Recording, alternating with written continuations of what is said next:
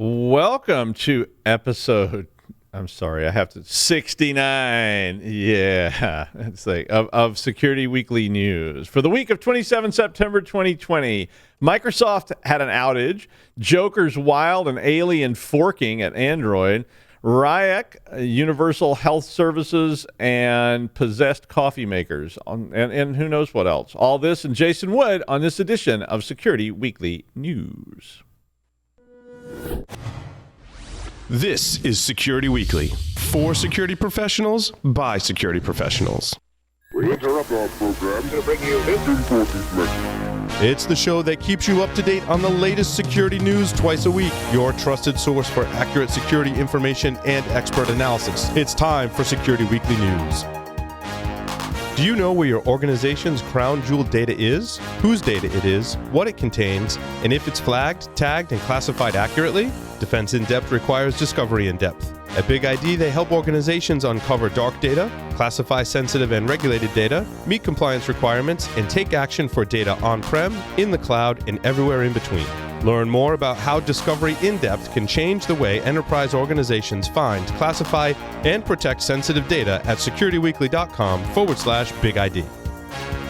Yay! Episode 69! Are we doing phrasing? I don't know. Okay, we won't do phrasing. All right, so I guess I have to at least mention that Microsoft 365 was down last night. They went down for like 6 hours. So Microsoft announced the outage about 5:45 Eastern Daylight Time. And they basically just said on their Twitter feed it was down. And so what that meant was that no one could log into Office that had not already logged in. So like I was logged into Office. I didn't even know it happened. But I also heard that Outlook was down, all kinds of stuff, because I saw several messages come in on my Gmail account saying, warning people about that they're not going to get emails and whatever if they're using Outlook. Apparently the system went down at 5 p.m. And then there were reports that it was starting to return at 8:30 p.m. So far, they haven't said very much about exactly what happened, but it did come back online, and it was a worldwide outage. So if you were logged into Office, you were fine. If you needed to log in, not so much. But Microsoft did later announce that a recent system change, probably trying to get their Hello Cam to work, had caused the outage, and they were going to roll back the update. And that seemed to resolve the incident. So it did get resolved. But, I mean, that was like a big deal because, basically, Microsoft 365. Twitter issued a warning about a bug which may have exposed developers' application keys and access tokens. First, I read that it was like, that sounds awful. But then, hang on. So the website, developer.twitter.com, stored app information in the local browser cache. And so Twitter sent out a notice on Friday to people, I guess, that are subscribed to that and advised anyone who was developing on a shared computer to regenerate their app keys and tokens. It didn't sound like a huge threat to me since you'd have to get this data from the local machine that had just recently been used. And, it was not going to last very long. But it also means that insider threat, yes. If somebody is, leaving a workstation sitting there that they are working on, developing on a shared machine at a public library or a university computer lab, like, do people actually still touch those that aren't wearing full body condoms? Maybe, but I'm not going to. But if you do log out when you leave your office, probably not a huge threat. But however, anything that leaves local footprints around that involve tokens and authorization mean that if someone has access to that machine, and it doesn't have to be local, maybe they could be remote access or whatever, and they know you're a Twitter developer and they can get to that machine, well, Bob's your uncle. So, enjoy that. In what appears to be a massive Ryuk infection, Universal Health Services, which owns a large network of hospitals in the United States, apparently went down early Monday morning. The official statement from UHS was that they were down due to an IT security issue, and they refused any further comment. But the Twitterverse, which is a leaky sieve of information, and an employee who was using said Twitterverse apparently tweeted that all the files on their machines had RYK extensions, and we all know what that means. But basically, the attack meant that hospitals in this system could not access records and very likely the equipment that they use for all sorts of things due to being told to shut down all their computers. So apparently this was Ryuk spreading through the whole organization. That meant that some of the hospitals were turning away patients, which is called being closed to trauma. I watched ER, so I kind of have an honorary medical degree, and I know how to say he's dead, Jim, in several languages. But unlike there was a case in Germany recently, we did report on the news, so far they report there were no patient deaths that were attributed to the attack despite being closed to trauma. But if you can't get labs and you're redirecting your patients to other more distant treatment centers, well, it's not going to be long before that causes big problems. So, come on, healthcare, you're going to have to amp it up a little bit. Speaking of ransomware, the modern ransomware framework uses a much more sophisticated approach. I call it the Bunny Lebowski gambit. And if you haven't watched The Big Lebowski, the kidnappers cut off a toe to send to the guy that they want to pay the ransom. But the attacker, wants you to pay. More and more people have mechanisms in place to restore so that they don't have the situation that we all dread where you can't restore. And so they, when you send them the ransom note, they just go, yeah, okay, so what? We'll just get another one out of storage. So now they start releasing little bits of your data onto the internet for you to encourage you to pay up even if you did everything else right. In this case, the Clark County School District, which is in Las Vegas in Nevada, got infected on the 27th of August, and basically they told the ransom people to, get bent. And so the attacker then dumped student information on the internet, which included the students' names, and these are like high school students' names, social security numbers, addresses, and other financial information about those people. It's bad anyway, but when it starts being underage people in high schools, it gets even worse. The school district said they didn't know that student information had been compromised, but they collect a lot of stuff about people, and, guess what? Somebody gets hold of it.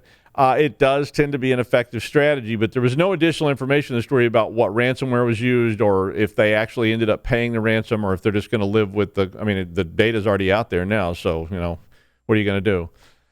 Just a brief story. McAfee filed an IPO for the NASDAQ, I think it was yesterday. So Intel acquired McAfee about 10 years ago for $7.7 billion. And then they later actually spun some of it out from under the original to make a separate unit that was called McAfee because they weren't doing well with it as an Intel branded. So they put it back to being McAfee. The story basically says that it's probably something to do with Intel trying to recover their initial investment in the product and the fact that lots of recent tech IPOs have gone through the roof. And they were talking about one called Snowflake that was supposed to IPO at like $75 a share, and then, people ended up paying $125 a share. So it may be that. But the idea at Intel is very likely they're going to divest McAfee through this process and let it just be a standalone company again. Intel, they've never really been able to figure out how to run that security company, according to the article. Android and Google Play have had a recent spate of rats and other Trojans that were infecting the Play Store as well as other third-party stores. So if you're not, totally familiar with all that, Android does not restrict people from putting up their own stores to provide apps for Android phones like Apple does. So that means you can go to, wacky third-party app stores and get who knows what, which is good. It depends on your point of view, but it's good and bad. Joker malware, which is pretty old, that's been around since like 2017, started popping up during September, and 17 different samples of different variations of Joker were being uploaded regularly into the app stores, and they had about 120,000 downloads of Joker-based software. The story reported then that 64 new variants of Joker had been found during September alone. Joker, if you're not familiar with it, it's kind of a classic Trojan. Basically what happens is you make an app that looks like what somebody really wants. Star Trek game for your phone, Fortnite add-on cheat or whatever, and people download the Jokerware, and basically what happens is Joker starts running, and it simulates clicks, and then it basically intercepts the inbound SMS messages from these clicks, and a lot of times it's used to subscribe you to pay services. So basically it uses your phone to go ahead and approve payment to pay services that you don't really know you're subscribed to and then have to go through trying to get unsubscribed. But apparently this new malware also captures SMS messages, contacts, and other information, which it can send back to the Joker Star or whatever the layer for Joker is called. I kind of like Joker Star, but I don't know. I'm going to get in trouble with DC Comics if I'm not careful. Another rat that is running around on Android is called the Alien Banking Trojan. And this one is pretty clever. Apparently, it can avoid two-factor authentication using some exploits on the phone. So basically what it is, it's an old banking Trojan called Kerberos, which has been around for a while. And that particular app, Kerberos, targets all sorts of vulnerable applications that were in there, primarily in the banking and financial industry, but including Bank of America, Capital One, Snapchat, Outlook, all kinds of stuff. There's over 100 different apps that have been identified as being vulnerable to this. So the Kerberos Trojan was just all about stealing credentials.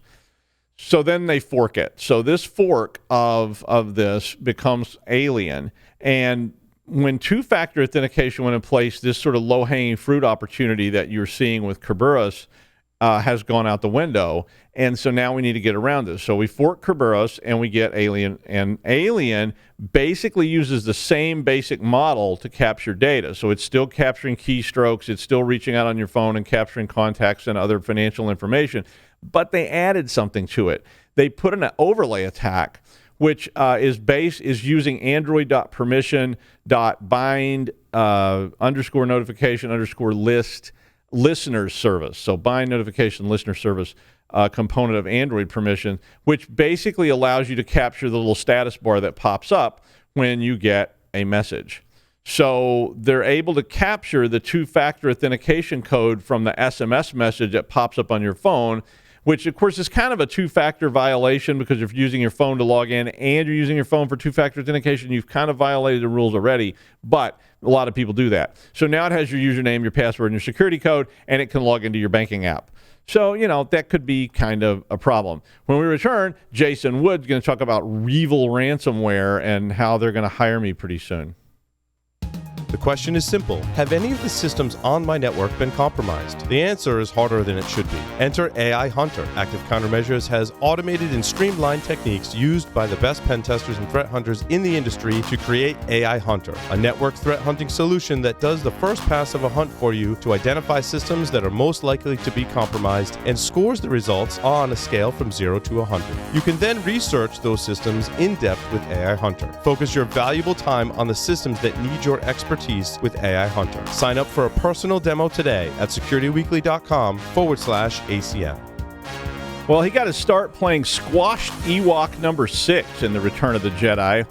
A minor part, but really important to the overall story. And just recently finished up a few turns on Dancing with the Stars. But he's here with us today to talk about REvil Ransomware Group. Hi, Jason. Hey, Doug.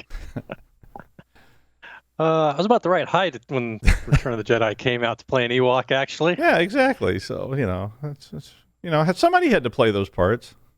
There you go. We're going to talk about the operators, the REvil Ransomware as a Service operation. I'm sure you have all heard, at least in the U.S., that old adage of crime doesn't pay. Unfortunately, that seems to not always be the case, and certainly has been taking a beating in the realm of ransomware operations. I actually found a couple of articles this week that I thought were really kind of interesting because it dealt with the recruitment of affiliates for the operators of the REvil Ransomware as platform, I guess you could say. But the article, one is from Bleeping Computer, the other one is from the Naked Security blog. And they basically the operators of this ring, which where I work, we affectionately call them Pinchy Spider, which I like talking about because it's fun to say, have gone out on a recruitment drive for more affiliates, and they've actually put a fair bit of money on the table. And I thought this was interesting because we've talked about ransomware as a service a number of times here on the show. But this gives us some insight into the recruiting process. This is always something I've wondered about a little bit. If you aren't familiar with Pinchy Spider, basically they write the REvil ransomware and they operate all of the infrastructure that's used by it. So that includes things like handling of decryption keys and getting it distributed to the endpoints when somebody pays out, handles the collection of the cryptocurrency, and as well as communication with the victims and all the other pieces that are needed to make the ransom or the extortion be successful. And they recruit affiliates to actually go out and do the breaking into of companies to deploy the ransomware itself. Now, to be honest, the recruitment is, like I said, that's the bit that I've always been wondering about. How do they do this? I've read where they talk about looking for trusted affiliates to deploy, to basically go out and do the legwork and deploy this on companies, their victims out there. So, how do they get in contact with potential affiliates? How do they check them out? I imagine there's some kind of background check process they go through, though it's going to be a little twisted because they're looking for somebody, that's willing to do things that are malicious, as well as, obviously they don't want them to have any links with law enforcement or any intel groups that track this type of activity. So unfortunately, the articles don't give us a huge amount of insight into the background check process, but it does open up curtains for us a little bit. First, they tell us what it is that they're looking for in potential recruits. Notably, they are interested in people who know how to use penetration testing tools. They call out Metasploit Framework and Cobalt Strike, for example. The people who pull off these intrusions don't bother with custom tooling really that much beyond the ransomware itself. There is plenty of high quality applications out there that we use in penetration testing that unfortunately is used by these criminal organizations. And some folks might argue that the reuse of all this software or using stuff that's publicly available like this shows a lack of sophistication on the attacker's parts. But, let's be realistic about it. This is about money. These tools work well. The attackers don't have to spend time creating their own tooling for it. And the tools themselves are more than sufficient for their victims to take over their victims' environments. There's much less ego here about what's going on in the tools and who's creating what, and it's just really being driven by money itself. Speaking of tools, what else are they interested in? Well, Pinchy's also wants people who have an understanding of NAS, network attached storage, tape backup systems, and virtualization. They want to limit the ability of victims to recover on their own. They have to pay out the ransom. And so if they can lock up backups on NAS devices or tape systems, either destroy them or encrypt them, then that increases the chance of getting a payout. And obviously, as Doug mentioned earlier with the Clark County School District, they have the added kicker now of stealing data and using that as another mechanism to bribe people, or not bribe it, to extort people into paying out the ransom in the end. Because even if you can recover your systems, nobody wants to deal with having that type of data leaked about students or customers or employees or anything like that. And so that's an added bit of threat, which is also one of those pieces that goes into the infrastructure that Pinchy Spider operates, is the data leak sites, for example. So, basically they're getting more skilled. They're getting better at what they're doing, at the process of, finding the data that's important, locking it up and encrypting it, and then handling the negotiations with the victims to determine the payout.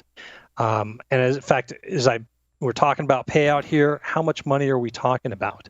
Apparently, it is quite a bit. The group put up 99 bitcoins on this hacker forum, as I guess the articles call it, to prove how much money that they have. Which right now that's roughly $1 million US. So yeah, there's a lot of money here. The ransoms that they're asking for, if they can lock up business critical data, for business critical processes rather, the attackers can demand a large payout, and these are ranging in the somewhere in demands of 6 to 7 figures. So $100,000 plus, over $1 million in some instances. In fact, I saw an article while I was looking at this about the Maze ransomware group demanding like $10 million for a ransom. So it can turn into some really big money. So putting $1 million out there in Bitcoin on this forum is definitely a bit of risk to the group for having it stolen by the operators of the forum, potentially, depending on how that was communicated and done. But with just a few successful ransoms, they can get their money back. And the way they do the split a lot of times is the person who goes out and the affiliate who does the legwork and gets the environment locked up, they collect something like 70% of the ransom. And then Pinchy Spider, the operator of the group, they get something like 30% of it. So they definitely want that high payout. So from my view, I see a lot of this stuff at work. I see a lot of intrusions due to criminal operations and ransomware, and they can be really frustrating to watch. Most of the time, because you're watching it, and they're not having to work very hard to get into a lot of these environments. We've got unpatched systems. Somebody's got RDP or SMB hanging out on the internet, so they do password guessing and eventually, with password spraying or things like that, get into the environment. Or just basic misconfiguration mistakes. It's also frustrating when you see people who, they've got defenses, but they have them configured to detect, and so you see things and not prevent, and so you see things successfully deploy. So no matter how fast we think we can type and respond to a detection, we can't move faster than any ransomware can encrypt data. So a lot of these incidents, they really can be avoided with some basics. Just configure things properly, use some basic, some all the stuff we've been talking about for years, right? You don't hang these protocols out on the internet. You don't, you patch your systems and make sure they're configured properly. It doesn't stop everything, but it makes you a less likely victim for it. And finally, Doug, in his article, raises the issue with not paying out the ransoms, right? The data could be released out there, even if we can recover our systems and get things going again. At the same time, as long as there's money involved with it, then these groups are going to keep going. They don't really care whether or not you successfully recovered systems on your own, as long as you paid the ransom out. So, yeah, if you get locked up with this and you don't pay the ransom, yes, it's going to take longer to recover. And yes, the attackers may leak data that may be unacceptable to you, or it may be something you're willing to deal with, just to prove that there was an incident and to coerce us into paying out. But this stuff is just going to continue happening as long as there's money involved out there, and there's a lot of money that's available. Unfortunately, this is an example with 99 bitcoins hanging out there as proof that crime can indeed pay at times. And honestly, the ransomware operators, they can recruit people faster than law enforcement can investigate and arrest people who are acting as the affiliates. So it's something to be aware of, and take a look at your environment, make sure you've got things adequately locked down, that you're not making those basic mistakes, and decrease your chance of falling prey to this type of attack.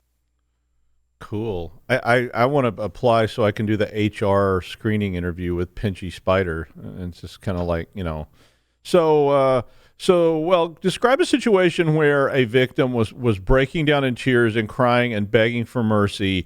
How did you resolve that situation with the victim in favor of the company? That would be really kind of an interesting interview as they get all corporate-y, down at Pinchy Spider, and it's just kind of like, hi, is Mr. Spider here today? And it would be fun. All right, thanks, Jason. I got a little carried away there. That never happens, right? Never at all. No, never at all. All right. Thank you, Jason. And finally, what's the world coming to when even innocent coffee makers are no longer safe? Ransomware and other tools are coming for your IoT devices. We all know that already anyway. But remember on Silicon Valley where they used the IoT refrigerators to increase the cycles for their encryption algorithm? I mean, there was that kind of abuse. Well, this ransomware was placed onto a smart coffee maker by Martin Hron from Avast just to see if it could be done. And he installed the initial infection on the coffee maker so that when you plugged it into your home network, it kind of went berserk. And he was able to actually take over the coffee maker and manipulate it to cause it to spin the grinder, to blow steam out at random times, pretty much make it seem like it's kind of possessed. And in fact, he put a little flashing demon on the LCD screen on there. I did put a video from this on the blog if you want to check it out. I thought it was pretty funny, although I hate seeing coffee makers abused. But I will say if you keep people away from their coffee, they're a lot more inclined to pay ransoms and or come after you Rambo kind of come after you sort of thing. But anyway, and that's the news for now. In the time of plague, I'm Doug White. Thanks for joining us for this episode of Security Weekly News. I'll be back Friday with the Security Weekly News wrap up, and I do have my coffee. Thank you very much.